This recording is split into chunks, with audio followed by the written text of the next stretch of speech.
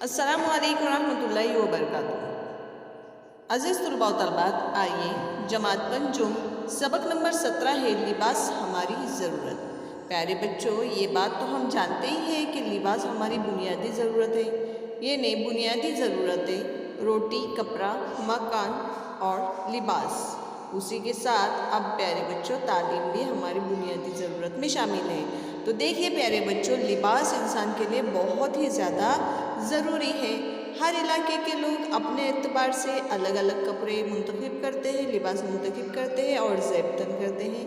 देखिए दरअसल तस्वीरों को गौर से देखिए, आपके पसंदीदा जो आपको चाहिए ऐसे कपड़े चुनकर इनके गिर्द गोल दायरा बनाइए। देखिए यहाँ पर लिबास आपके सामने है प्यारे बच्चों।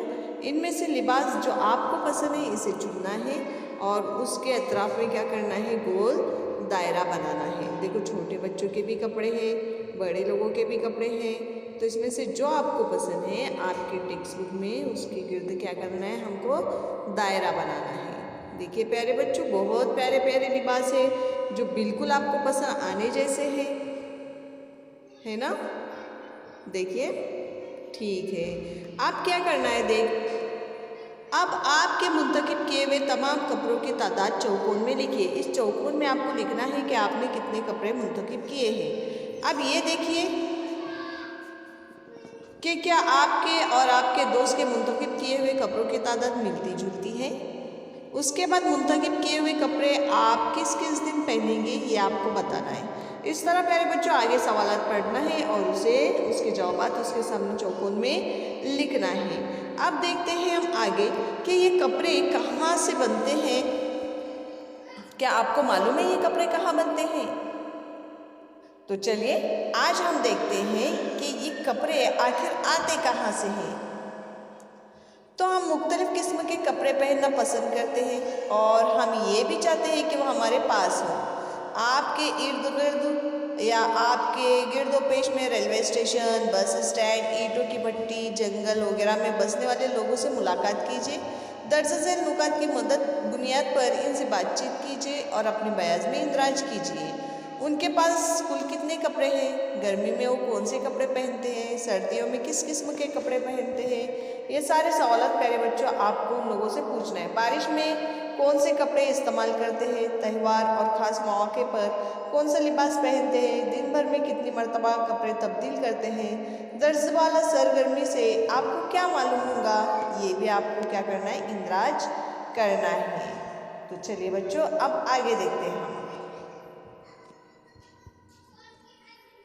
देखिए यहाँ पर ये है दस्ती करघा, यानी यहाँ पर ये दस्ती या दस्त हाथों से बनाया जाने वाला कपड़ा। देखिए यहाँ पे आपके सामने है, ये देखिए सूत काटना।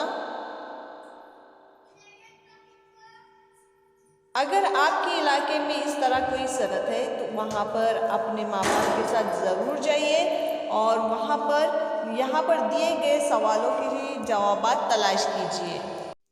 जैसे प्यारे बच्चों, कपड़ा बनाने के लिए कौन सा कच्चा माल इस्तेमाल किया जाता है, कच्चा माल कहाँ से लाया जाता है, कच्चा माल किस शक्ल में होता है, तैयार होने वाली चीज़ें फ़रोख्त के लिए कहाँ भेजी जाती हैं, ये कपड़े किस मौसम में इस्तेमाल किए जाते हैं, इस सनत के लिए किस किस्म के कारीगरों मजदूरों की ज़रूरत पेश आती है। इस तरह के सवालात आपको वहाँ पर पूछना है और मालूमात इकट्ठे करना है। उसके बाद दर्ज वाला नुकात के ज़रिए हम कपड़ों के सनत के बारे में मालूमात हासिल कर चुके हैं। अब रियासत महाराष्ट्र में मौजूद कपड़े की मुख्तलिफ सनतों की मिसालें देखेंगे।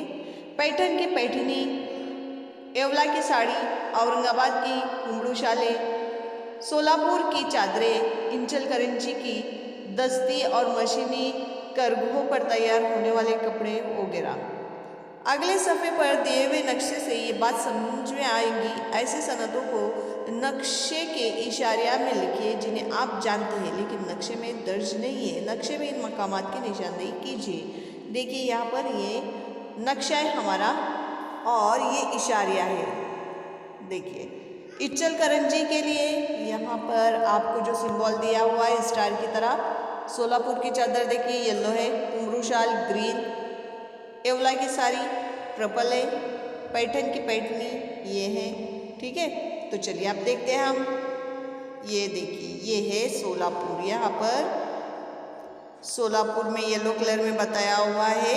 ये सोलापुर में क्या बनता है बताइए बच्चों? ये चादर। उसके बाद ये है कोल्हापुर। कोल्हापुर में क्या बनता है? इच्चलकरंजी का कपड़ा।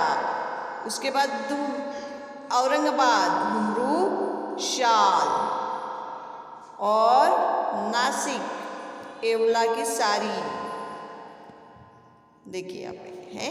ओके, चलिए अब आगे बढ़ते हम। देखिए प्यारे बच्चों, यहाँ पर साड़ियों के सैंपल्स और शॉल के फोटोज दिए हुए हैं। लखनवी चिकन, कश्मीरी सालिक रेशम, बनारसी सिल्क, करेल, पीताम्बरी, नारायण पैठन, कांजीवरम, पटोला, मैसूर सिल्क साड़ियों की कई किस्में हैं। मुल्क के मुख्तलिफ इलाकों की इन साड़ियों से तनों का इजहार होता है।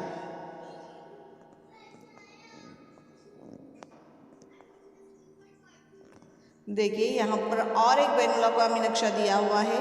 यहाँ पर हमारे मुल्क की यानी भारत की सरहदों के बारे में बताया हुआ है। देखिए यहाँ पे इशारिया में देखेंगे तो बैनुल अक़वामी सरहदें बताई हुई, रियासती सरहद, मरकज़ के ज़ेर इंतज़ाम इलाकों की सरहद और मुल्क की राजधानी। तो सबसे पहले नक्शे में मुल्क की राजधानी का सिंबल जो है वो देखिए यहाँ पे नई दिल्ली, ये है हमारे मुल्क की राजधानी।